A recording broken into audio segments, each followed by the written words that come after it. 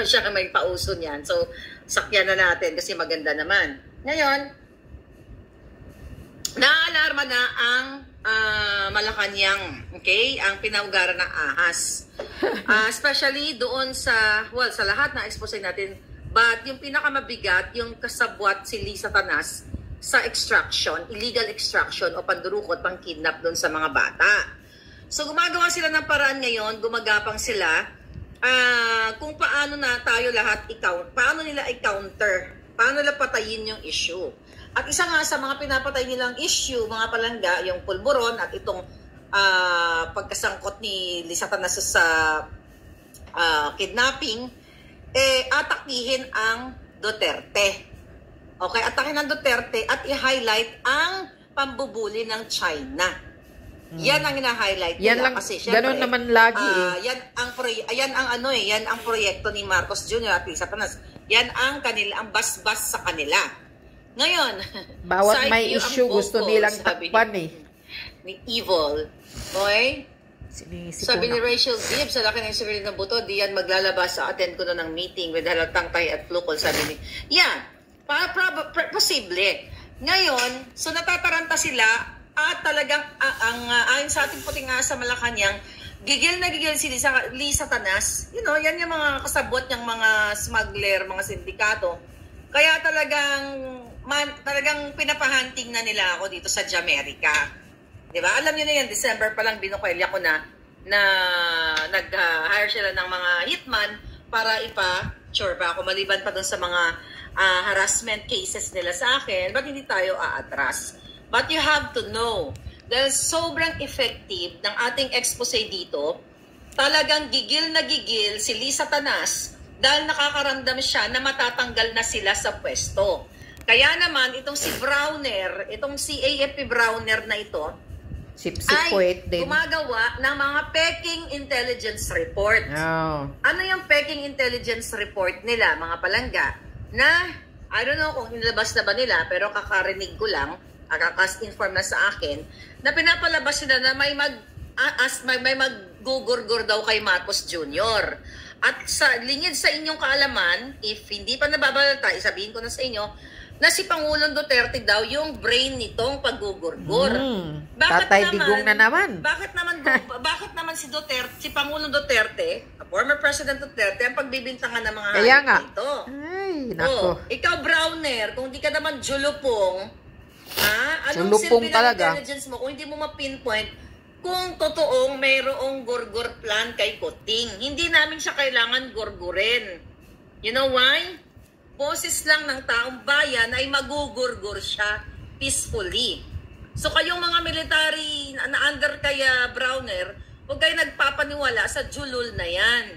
Correct. Ay gumagawa sila ng kwento, mga palangga, at idinidiin si Pangulong Duterte kasi nga, yung opposition na kami, ako, si Pangulong Duterte, Glenn Chong, Vic Rodriguez, lahat ng mga nandoon sa Maisog, kasi wala na yung opposition ng mga dilawan kasi nga kakampi na nila. Kaya nga, tahimik na ang opposition Ang totoong mga dilawang opposition, tahimik hindi na makita ang comments. Puro na nasungal-ngalan. Mga kababayan, gumagawa sila ng kwento para lalong ang idiin.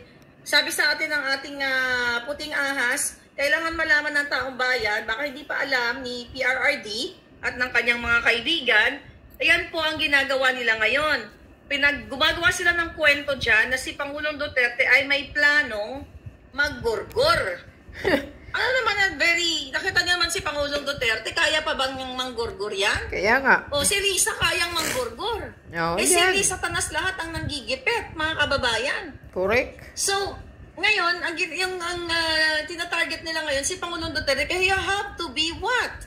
Kailangan yung mag-speak up. Kawawa naman, si Pangulong Duterte, na ginawa niya nung kanyang panahon, gurgurin ang mga sindikato. When I say gurgurin, not literally, but gurgurin yung kanilang mga illegal business at pagbayarin yung mga tax evaders. Isang mura lang ni Pangulong Duterte dyan, binibigyan na ng 24 oras, 48 oras na. Kaya nga, takot na. Taning para magbayad ng kanilang bayad agad ng taxes. Diba? So ngayon yun po ang galawan sa loob. Okay, na gumagawa sila ng fake na intel report. Kasi galit na galit din sa akin itong si PIDEA Chief Lazo. Oh, isa pa Okay, yan. na kung saan Mayabang. ipinakita ko sa inyo yung video na siya ay nang haras ng bugbog, di ba, ng dibdib. Correct. At pinagtatatanggal nga itong mga tao sa PIDEA na kung saan nagtatrabaho lamang katulad ni Attorney Delgado na director, di ba? Director 2 dyan sa PIDEA. So, nung nagalit sila, mga palangga, nung ating in-expose, I think that was 2 days ago, nagalit siya at nagpatawag siya ng command conference. O, kala mo Lazo, butang ina ka. Wala kang itlog eh. Kasi laki ng butik yung mga itlog Lazo, niya. Pag titigin ko lang yan, basag yung mga yan. Yabang-yabang mo, ha? Alam mo? So, nagpatawag siya, mga palangga, ng command conference. At dapat daw, according sa ating Juting Jahas, ay maglabas ng press release. Okay? Maglabas ng press release at atakihin si Duterte, i-highlight si Kuting Jr. sa kanyang mga achievements sa laban sa mga illegal na pulburon. You know, ibang klaseng pulburon. I-address na natin pulburon. Shab-shab, you know, whatever. Ngayon, so nag-release sila na mga figures na kung saan mas maganda daw ang panahon ni Kuting in terms of labanan ang mga pulburonic. Basahin ko lang yung part na hinighlight niya dito. Okay? Ito na maloloka kayo, ha? Ang sabi ng Jutang Jenimes, alright. Okay. Okay. Sabi niya dito sa part na to, for a second, kasi nga haba ng kanilang press release, sabi niya, although the said numbers, by the way, yung mga numbers na sinasabi niyang mga nahuli nila, hindi naman huli ng PIDEA.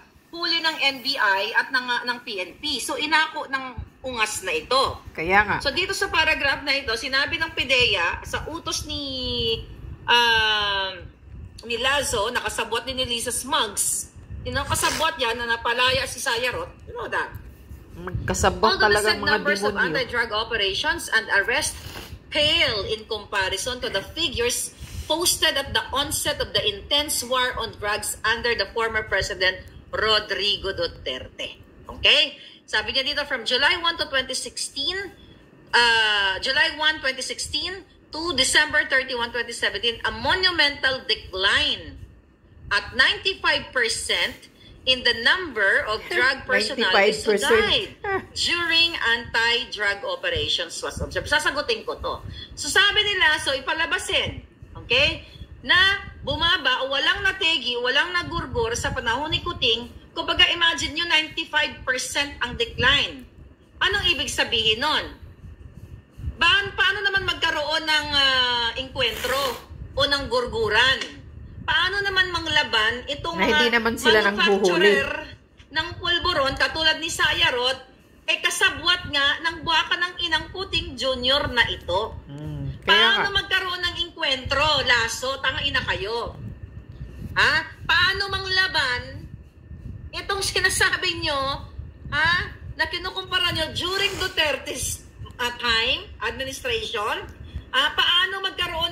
Paano hindi mag-decline? Hindi nyo hinuhuli ang mga pulboronic na katulad ng boss ninyo.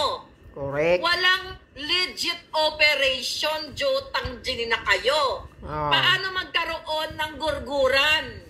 Dahil ang mga manufacturer isinasama ng buwaka ng inang Marcos Jr., ni Tambaloslos, ni Lisa Tanas sa kanilang mga state visit. Ipakita natin muli para hindi kayo magkalimutan o tayo magkalimutan, mga palangga.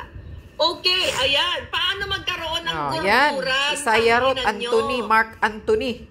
Dahil si Mark Anthony Sayarot na tune-tunelada ang nasa kote ng gobyerno ni Marcos Jr., tangina ninyo, sinama pa sa New York yan. Yan, nakita nyo, talagang walang di-decline talaga ang gurguran. Correct. Diba?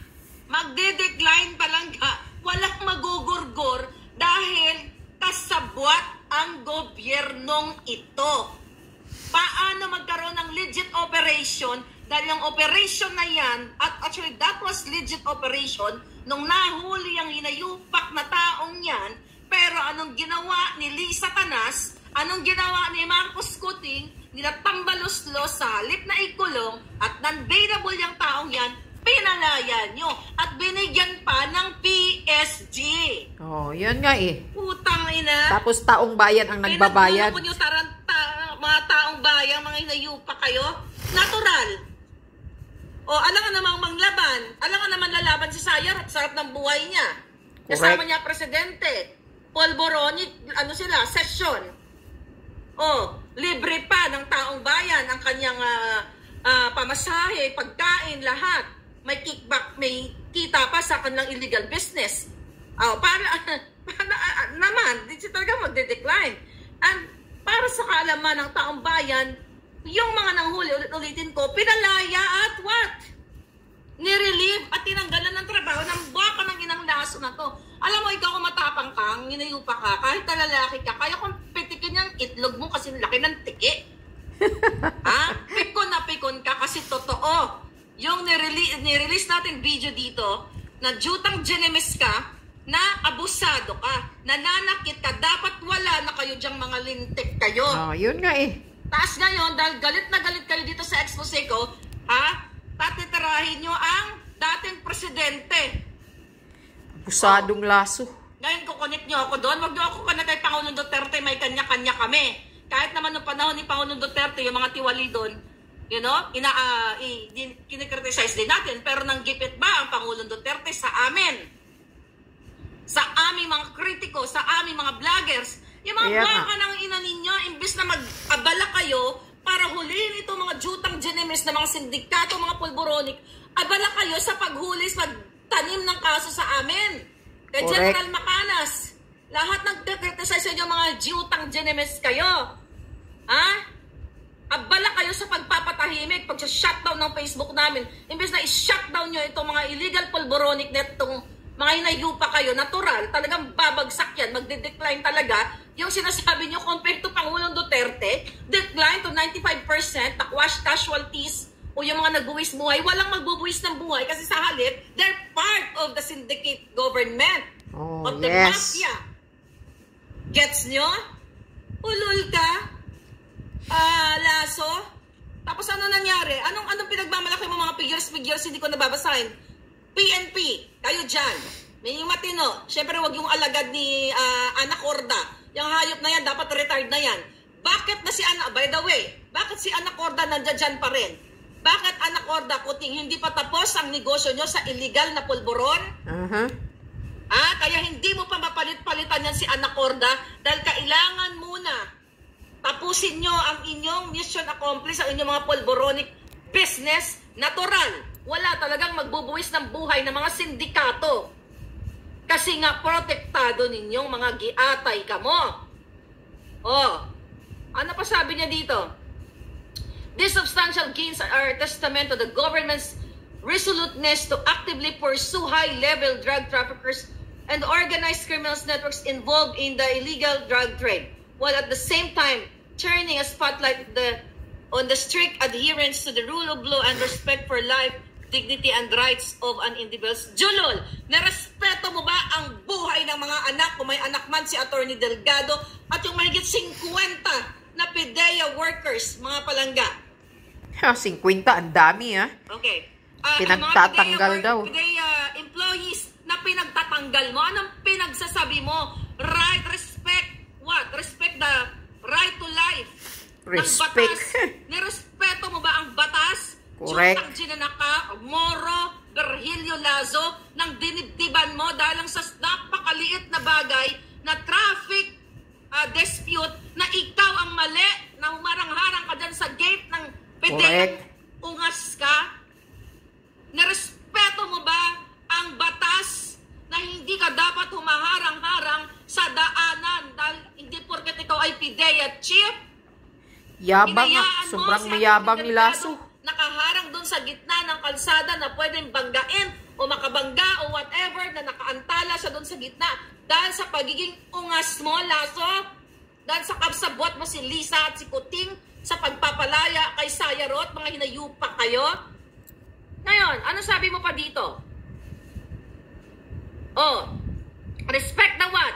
life without losing the intensity and aggressiveness. Wow! Towards Galing what? magsalita mo ha, Lasso. Dapat hindi ipakita. Oh, ano sabi niya? Yung Ang galing ni Lasso magsalita. parang follow the right, the law. Kakahiya And right kayo. to life without losing the intensity and aggressiveness of going after targeted drug personalities. Okay. Anong sinasabi mo? Ha? Anong pinagsasabi mo na dapat ang tawag dito, respeto yung kanilang karapatan dito, yung operation dapat balance lang, Putang ina ka, anong dinibdiban mo si Attorney Delgado na ngayon ay totally bumalik na sa private practice dahil sa kaululan mo? Kaya At nga. yung pagtatanggal mo, pagtatapon mo sa mga trabahante, ang pagkakitil nyo indirectly, paggurgur nyo ng buhay ni Alvin Yaptanco dahil lang sa jutang Genemis na inutusan nyong bumili ng bulaklak para sa patay at hindi nyo binigyan ng pera, tapos dahil hindi nakabili ng bulaklak, bulaklak lang, tinanggal mo. Oh, yun nga eh. Itinapon mo, inilayo mo sa kanyang pamilya na nag-ugat Grabe, namatay yun ng eh. kanyang pagka-depress. Inatake sa At puso inatake yun. sa puso at tuluyan ng naglaro dahil sa kadyayupan mo. Kaya nga, grabe yun. Wala kang betlog eh. Dahil daw yun kay Lasso. Patay kayo talaga na may Pidiya talaga Lasso. gurgurin na. Sabi na tuod lang. Ano mga sinasabi mo dito? Ngayon sirain mo ang dating gobyerno, dating administrasyon. Hitting the reset button, the National Anti-Drug Campaign enjoying a long-awaited renaissance under the Bagong Pilipinas brand of leadership. Bagong Polvoronic brand of leadership. Yan kayo. Kitang-kita ang ebidensya. Hindi ko alam kung ano pa ang ginagawa ng Commission on Human Rights. Lahat ng mga sangay ng government na pwedeng panagutin si Lasso sa kanyang pagdibdib, pagmaltrato, pag-abuso sa isang taong gobyerno din na katulad ni Delgado, at bakit hindi iniimbestagahan ng right body ang pagpapatanggal o pagtanggal ni Lasso, ni Lisa, ni Kuting sa mga kawawang PDEA employees. Yun nga eh. Ka mo? O, ano bang sinasabi mo dito? Lahat ito sabi daw. Lahat ng nilalagay mo mga numero dito na sinulat nyo dito, na kinukumpara nyo ang Duterte's time at Kuting time, na kesyo na nga, bumaba, ganyan.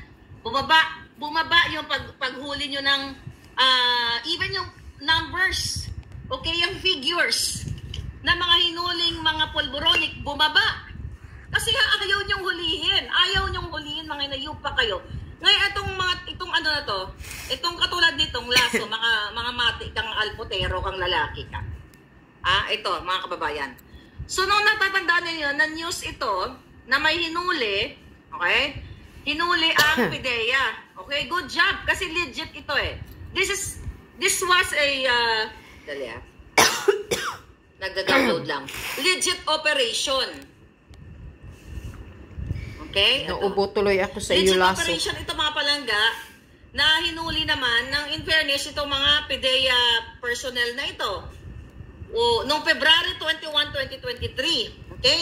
Isa pa yan. 754.8 million shab-shab in 2-by bus operations in Pampanga. So 754 million na nahuli ito. Combined law enforcement units led by the Philippine Drug Enforcement Agency seized a total of 111 chuchuchucho. Okay, I'm not gonna read this. Gusto ko lang sabihin sa inyo na mga kababayan, itong operation na ito ay legit.